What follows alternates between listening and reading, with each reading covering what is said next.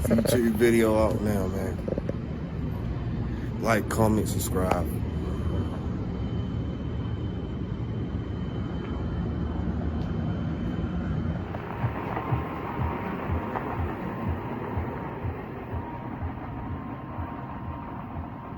Look at that mean beast up under there. OMG. Dude. Them V-band clamps actually look nice on this joint. OMG. Wow. They look good. I mean, the tint doesn't do it any justice trying to look through this plastic, but just being able to see through it visually looks very nice. Very nice. I am pleased with the look. I have all my piping removed off the TT. All my band clamps up top.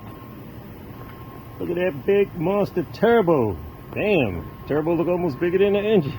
Nah, that's definitely a joke. This big 3.6 liter engine, that's a big V6 or VR6. So that turbo is right at home with that big boy engine, definitely. I have the intercooler on the table, about to start welding up all the band flanges that I have tacked on to the intercooler, as well as all the piping itself. So let's get this started and complete it. The wind is starting to pick up out here. You can actually see the tint raising up a little bit when the wind picks up. So we got the bad boy blew up. We swept up and cleaned up a lot of the snow from around the perimeter that came off the top. And I put some salt down because I almost went down for the count, and we cannot have that. So that is accomplished. We need to get this beast ready, back on the road. Look at them 4G brakes sticking through there, looking good. Got the Brimbos on the front, the 4Gs on the rear. So I'm gonna go ahead and weld up the intercooler piping. This part of my task is accomplished. I just didn't want it to freeze up overnight. The snow started to melt and temperatures dropping, and if it started to freeze up, this would have been a whole big giant icicle froze around the car, and it would have made it a little difficult to get to. I would have had to wait until the temperatures warm back up. So this way I could still stay mobile and continue to make some progress, even though it's 30 degrees out here right now, which is definitely below freezing. So let's get inside the garage and start welding up this intercooler piping. Just got finished welding up all my band clamps on the intercooler piping. So I'm about to wrap it up for the night. It's starting to get late, but mission finally complete. For the past few weeks, I got held up with weather and just different things like that, but either way, it's done. Waiting for one more of my red V-band or band clamps to arrive, and then I'll have a complete set of red clamps from throttle body to turbocharger. Finally complete the task of welding my band clamps up on the intercooler piping.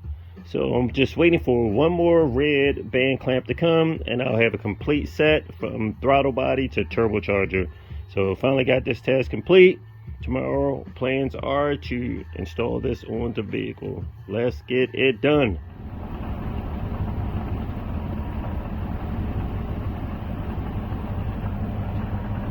Look at all that water coming off and out.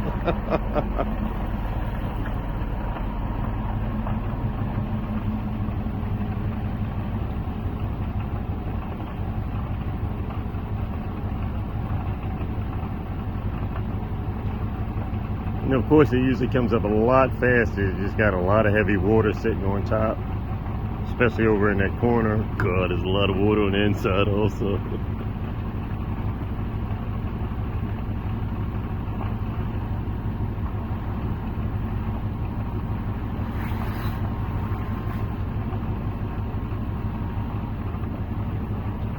There she is. Look at that baby. Inside, getting set up, making everything a little more comfortable so that I can work in this tent, which is nice, outside of home away from home, and making it a little more comfortable. So we got all the band clamps on top, which is good.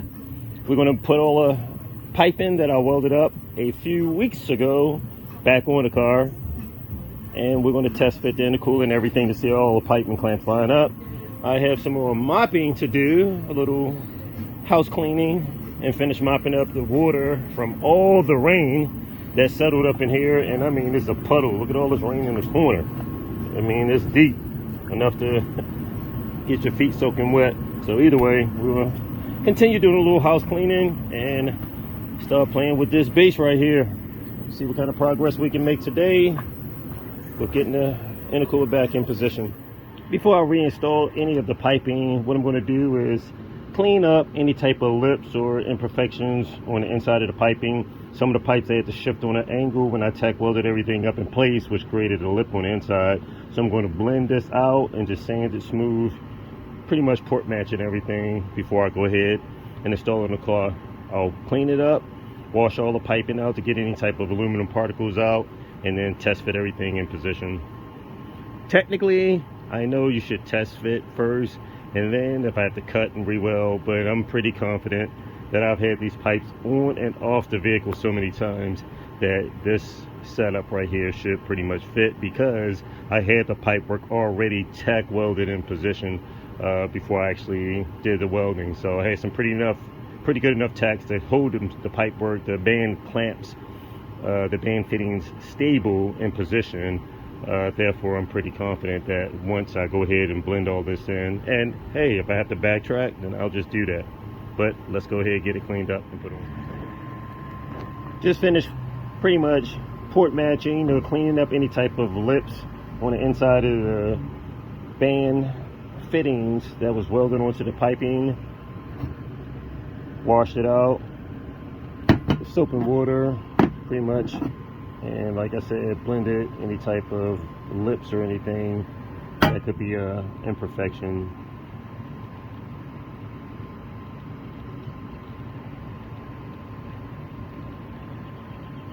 And I primarily focused on where the pipe work would be feeding and small areas to where it may be a small little slight step like this that leads into this piping. Small little step where this piece airflow is flowing in and coming out. I really didn't worry about a section like that. But here, primarily the turbocharger is feeding into here. I concentrated on any type of lip that may be in the way where the airflow is flowing in, flowing out, and coming around this going into the intercooler. I port matched that area because the pipe work is actually coming from the turbocharger, flowing here and going into the intercooler. This wasn't really necessary, even though it was a slight lip, meaning it was coming from this way and going wider, but I still blended this around this corner because there's a tight little bend going into the intercooler, so I just got rid of that. Here, this pipe right here, I focus more on this because this is feeding from the opposite side of the intercooler and then leading over here into the throttle body pipe work, which is nothing major, because like I said, that is stepping into a slightly wider opening, and then the extra pipe would really be coming from here. The connection would be joining these two pieces of pipe together, and this would lead up to the throttle body, which I focused on that pipe as well. From the mock test fit up of the piping in position without the core supported position, and it's looking pretty good. Our turbo and our outlet pipe comes around into the intercooler outlet, U-bend, throttle body pipe, up into the intake plenum. Looking good.